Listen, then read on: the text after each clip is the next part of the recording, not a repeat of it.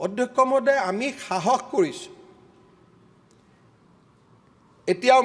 কালিও মই ভাষণ শুনি আছোঁ বজালী সমষ্টিৰ বিধায়ক মই বেয়াও পোৱা নাই যে ৰাইজে দাবী কৰিছিল বজালীত মেডিকেল লাগে এজন মানুহেও দাবী কৰা নাছিল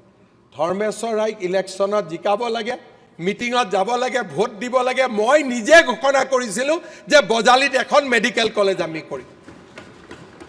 তাৰ আগতে এখনে মেমৰেণ্ডাম আছিলে যে বজালী ইউনিভাৰ্চিটি গ'লে তাত বিজ্ঞান কলেজ লাগে সেইখন ৰাইজৰ মেমৰেণ্ডাম আছিল কিন্তু বজালীত মেডিকেল কলেজৰ সপোন বিজেপি চৰকাৰৰ আছে আপুনিও আছিলে মিটিঙত অধ্যক্ষ মহোদয় মই কৈছিলোঁ ৰঞ্জিত দা মাননীয় অধ্যক্ষ মহোদয় যে দাদা এনাউন্স কৰি দিওঁ মাটি দিব পাৰিবতো বোলে দিয়ক পাৰিম আমি অৰ্থাৎ আজি এই সপোনবিলাক বিৰোধীয়ে দাবী কৰা নাই যে মোৰ জিলাত এখন বিশ্ববিদ্যালয় দিয়ক বিৰোধীয়ে দাবী কৰা নাই মোৰ জিলাত এখন মেডিকেল কলেজ দিয়ক